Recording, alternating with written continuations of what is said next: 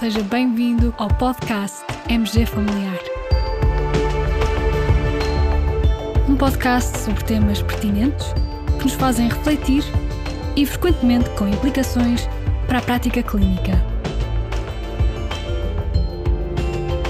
E damos as boas-vindas ao nosso anfitrião, professor Carlos Martins.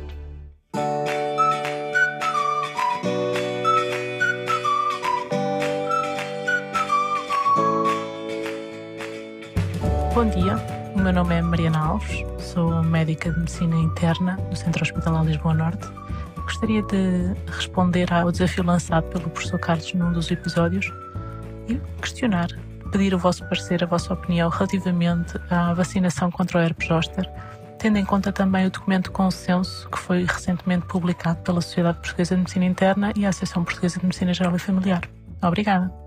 Muito obrigado nós, Mariana, por este desafio tão interessante. Confesso que não conhecia esta recomendação e este documento de consenso, e a Mariana refere-se então a um artigo que está disponível na página da revista da Sociedade Portuguesa de Medicina Interna desde o dia 31 de agosto deste ano, portanto é um documento muito recente, com o título Recomendações para a vacinação contra o herpes zoster, documento de consenso da Sociedade Portuguesa de Medicina Interna e da Associação Portuguesa de Medicina Geral e Familiar. Segundo os autores, e de acordo com o que vem explanado no documento, a vacinação é uma estratégia eficaz na prevenção do herpes zoster e da nevralgia pós-herpética. Em Portugal, dispomos de 2 vacinas contra o herpes zoster, a vacina viva atenuada, que implica apenas a administração de uma única dose, e a vacina recombinante, que implica a administração de 2 doses, com 2 a 6 meses de intervalo. E, apesar de estarem disponíveis, a vacinação contra o herpes zoster não consta do Programa Nacional de Vacinação, nem existem recomendações nacionais específicas para esta imunização. Neste contexto, então, um painel de peritos da Sociedade Portuguesa de Medicina Interna e da Associação Portuguesa de Medicina Geral e Familiar elaborou um documento de consenso que estabelece orientações para a vacinação contra o herpes zoster a partir da revisão da bibliografia e das recomendações de outros países, com vista à prevenção da infecção e das complicações associadas nas populações de risco. E aqui permitem-me já fazer 2 breves comentários. Portanto, trata-se de um documento de consenso elaborado por um painel de peritos e as orientações foram elaboradas a partir da revisão da bibliografia e das recomendações de outros países. Portanto, por um lado, temos que pensar na pirâmide da evidência científica. Não estamos a falar aqui do nível de evidência científica da mais elevada qualidade, porque, como sabem, as opiniões de peritos, os documentos que resultam de reuniões de consenso, correspondem sempre a um nível mais baixo de qualidade de evidência científica. E, por outro lado, a própria metodologia não é realmente aquela que será ideal, que será a revisão sistemática da evidência científica ou um documento em que sejam apresentadas as bases de bibliografia que foram pesquisadas e a metodologia, os termos de pesquisa. Portanto, não se trata disto aqui. Os colegas elaboraram apenas, no fundo, uma revisão da bibliografia mais sumária e baseando-se também nas recomendações que existem já noutros países. Depois, o documento apresenta um conjunto de 8 recomendações, seguidas de alguns parágrafos com a respectiva fundamentação, devidamente referenciada do ponto de vista de referências bibliográficas. Em resumo, partilho agora convosco o essencial destas recomendações. Então, segundo este consenso, a vacinação contra o herpes zoster é recomendada em todos os adultos com idade igual ou superior a 50 anos, com especial prioridade para os adultos com idade igual ou superior a 60 anos e os adultos com as seguintes doenças crónicas: doença pulmonar obstrutiva crónica, diabetes mellitus, asma brônquica, doença renal crónica, doença cardiovascular, doença inflamatória intestinal e doença hepática crónica. Também os adultos imunocomprometidos, Em relação aos adultos dos 18 aos 49 anos, aí a vacina é recomendada para pessoas com risco elevado de zona, nomeadamente os doentes com comorbilidades ou imunossupressão. Que vacina escolher? Os adultos imunocompetentes devem ser preferencialmente imunizados com a vacina recombinante. A vacina viva atenuada pode ser considerada, segundo estas recomendações, em situações pontuais, nomeadamente indisponibilidade da vacina recombinante ou a existência de reações adversas graves que contraindiquem a vacina recombinante. Também a existência de hipersensibilidade às substâncias ativas ou a qualquer um dos excipientes da vacina recombinante poderá ser então uma indicação para a vacina viva atenuada. Os adultos imunocomprometidos só podem ser imunizados com a vacina recombinante contra o herpes zoster. Os indivíduos com episódio prévio de zona devem, segundo este consenso, ser vacinados contra o herpes zoster com um intervalo de pelo menos 1 ano desde a resolução dos sintomas.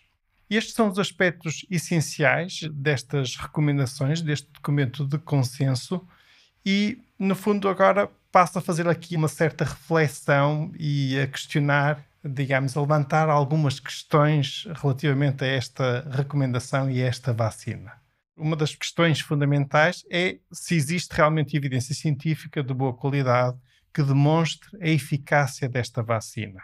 A resposta é sim, e até é relativamente fácil de encontrar. Numa pesquisa rápida na Cochrane, pude encontrar uma revisão sistemática e meta-análise publicada em 2019 com o título Vaccines for Preventing Herpes Zoster in Older Adults. Nesta revisão sistemática foram incluídos 5 ensaios clínicos randomizados que avaliaram a eficácia da vacina viva atenuada em comparação com placebo e 6 ensaios clínicos randomizados que avaliaram a eficácia da vacina recombinante em comparação com placebo. Ambas as vacinas se revelaram eficazes na prevenção de herpes zoster. O número necessário para tratar na vacina viva atenuada foi de 50 e o NNT na vacina recombinante foi 33. Não se verificaram diferenças estatisticamente significativas no que concerne a efeitos adversos graves, quer com uma vacina, quer com a outra, em comparação com o placebo. E em relação a efeitos adversos menor, como eritema no local da administração, dor ligeira local, cefaleias, ocorreram de forma mais frequente nos grupos vacinados, quer com uma vacina, quer com a outra, sendo o número necessário para dano na ordem de 3 a 4. Uma outra questão relevante sobre esta vacina: este documento de consenso recomenda a vacinação a partir dos 50 anos de idade. Justifica-se? E, digamos, quais as recomendações noutros países? Realizámos uma pesquisa no sentido de perceber se era este o grupo etário que era, digamos, recomendado para início desta vacina nos outros países. Podemos referir que esta recomendação é muito similar à recomendação do CDC dos Estados Unidos, do ponto de vista de idade de início de vacinação. Ao nível europeu, aí há uma grande heterogeneidade. De acordo com dados do ECDC, portanto o CDC europeu, a vacinação de todos os adultos aos 50 anos só está recomendada na República Checa e na Áustria. Na Alemanha, a recomendação é que se inicie aos 60 anos de idade. Estónia, França, Itália, Luxemburgo, Espanha, a recomendação vai no sentido de se iniciar aos 65 anos de idade. E na Grécia, aos 64 anos. Nos restantes países europeus, à semelhança de Portugal, não existe qualquer recomendação.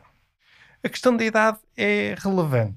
No fundo, os defensores do início da vacinação aos 50 anos baseiam-se no facto de, quando analisados os dados da incidência de acordo com a idade, realmente é aos 50 anos que se nota um aumento de incidência considerável, só que essa incidência ainda é superior aos 60 anos e ainda superior na 7ª década de vida. Os defensores de que a vacinação se deve iniciar numa idade mais tardia baseiam-se precisamente nesse facto e também no facto de ocorrer uma certa diminuição da proteção conferida pela vacina com o passar dos anos. Ora, se pensarmos que existe um aumento da esperança de vida, se vacinarmos as pessoas aos 50 anos de idade, muitas pessoas ainda vão ter 3 ou até mais décadas para viver. Este problema da diminuição da proteção colocava-se sobretudo com a vacina viva atenuada. Com a vacina recombinante também existe uma ligeira diminuição da proteção com o passar do tempo, mas parece ser muito menor. E isto leva-nos a outra questão. Existe fundamentação científica para a preferência que é dada à vacina recombinante em relação à vacina viva atenuada? E a resposta aqui também é que sim. Realmente os estudos revelam que a vacina recombinante é mais eficaz e confere uma proteção mais duradoura. E esse também foi um dos motivos que contribuiu para a descontinuação da vacina viva atenuada nos Estados Unidos em 2020. De um ponto de vista de implementação no mundo real, num ponto de vista, digamos, prático, da prática clínica, há ainda aqui um aspecto que é importante e que é necessário ter em consideração. É que, no presente, estas vacinas ainda são algo dispendiosas. Apenas a vacina viva atenuada é comparticipada. Sem comparticipação custa 135 euros e com a comparticipação fica por cerca de 85 euros. Para os pensionistas, 65 euros. Por outro lado, a vacina recombinante não é comparticipada, ficando o seu custo por 179 euros aproximadamente, e isto por dose, sendo que nesta vacina são necessárias 2 doses. Ora, temos aqui um problema realmente de acessibilidade. Para muitos dos nossos pacientes há um acesso difícil do ponto de vista financeiro a estas vacinas. De forma que pode fazer sentido aqui algum debate. Será que estas vacinas deverão ser integradas no Programa Nacional de Vacinação ou, pelo menos, serem comparticipadas? É óbvio que estamos num país e num Serviço Nacional de Saúde com recursos escassos e que temos falhas tão relevantes e tão mais prioritárias, de forma que a decisão de recomendar a vacinação a todos os adultos acima dos 50 anos, ainda por cima, numa idade tão precoce, terá que ser muito bem ponderada. Uma possibilidade é realmente a comparticipação e também poderá fazer sentido, a meu ver, restringir o grupo etário e, à semelhança de outros países, iniciar esta vacina apenas aos 60 ou aos 65 anos de idade. Uma outra questão que se pode colocar: porquê este documento? Na verdade, há outros problemas de saúde mais relevantes e prioritários em Portugal. E, se calhar, tão ou mais prioritário como um documento sobre esta vacina, era um documento de consenso sobre o tratamento da zona que permitisse disseminar as boas práticas nesse tratamento. E isto pensando que ainda se observam tantas deficiências neste campo no terreno. Bom, apesar de tudo, quero aqui deixar uma nota positiva e sincera. Esta iniciativa eu vejo-a como muito positiva. É muito positivo vermos as nossas sociedades científicas começarem a elaborar orientações científicas, recomendações científicas, mesmo sendo, digamos, documentos de consenso. Contudo, há um pormenor que não passa despercebido quando se lê o documento. Na secção agradecimentos pode ler-se o seguinte: os autores agradecem a Sofia Arriaga Cerqueira, da Springer Healthcare Ibérica, pela sua assistência de Medical Writing na preparação deste artigo. Esta assistência foi financiada pela GSK. Ou seja, houve aqui um apoio da indústria farmacêutica relacionado com o desenvolvimento deste documento. E é curioso porque não vem mencionado na secção de responsabilidades éticas, nem declarado como conflito de interesse. E esta presença da indústria farmacêutica nos artigos científicos relacionados com vacinas é algo que se nota muito frequente. Posso dar-vos mais alguns exemplos. Consultei algumas referências bibliográficas deste documento de consenso que me chamaram mais a atenção. Por exemplo, uma revisão sistemática publicada no BMJ, em que é apresentada a distribuição da incidência nos diferentes grupos etários. E lá estava, uma relação muito evidente dos autores com a indústria farmacêutica. um outro estudo sobre o risco de zona em pessoas que tiveram Covid-19, mais uma vez, autores da indústria farmacêutica. Na verdade, gostaríamos de ver mais estudos realizados por entidades autónomas e independentes da indústria. Para terminar, dou os parabéns aos nossos colegas e às nossas sociedades científicas pela iniciativa de elaborarem documentos de consenso e deixo estas sugestões que espero que sejam acolhidas de uma forma construtiva e positiva, porque é mesmo essa a intenção. No fundo, há aspectos metodológicos para documentos deste tipo que no futuro poderão ser tidos em consideração. A metodologia de pesquisa e a revisão da evidência científica pode ser melhorada. Olhem, uma ideia que me está a ocorrer, no fundo este tipo de documentos de consenso assemelham-se a guidelines. Por que não usar como guia na construção de documentos futuros deste tipo a AGREE, que é uma Reporting Checklist de guidelines e que pode ajudar a que o documento final tenha melhor qualidade. E também me parece que documentos deste tipo devam ser elaborados sem qualquer relação com a indústria farmacêutica. Caros colegas, partilhamos, juntamente com este episódio, alguns links relevantes, nomeadamente o acesso a este documento de consenso, também o link de acesso à AGREE Reporting Checklist, à revisão da Cochrane e um link de acesso a uma página do ECDC, onde temos à nossa disposição uma ferramenta que nos permite ver os calendários vacinais de todos os países europeus. No fundo, é algo que pode ser também muito útil no nosso dia-a-dia, uma vez que vivemos tempos de mobilidade e uma mobilidade cada vez maior dos cidadãos no espaço europeu. Antes de terminar, quero agradecer novamente à Mariana Alves. Muito obrigado pela sugestão que nos fez. Espero ter correspondido à sua solicitação. E, colegas, façam como a Mariana. Enviem-nos um áudio com uma sugestão para o nosso podcast ou então uma simples saudação. Enviem esse áudio pelo Instagram ou pelo Messenger do MG Familiar e tentaremos integrar alguns dos vossos áudios em episódios futuros do podcast MG Familiar.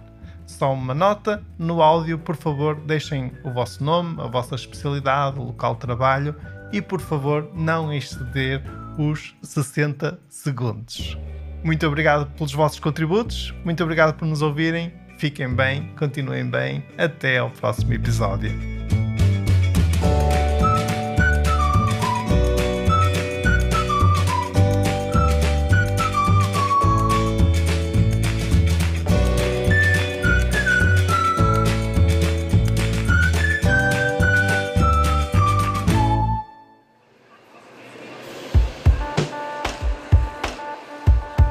Terminamos assim esta edição do podcast MG Familiar.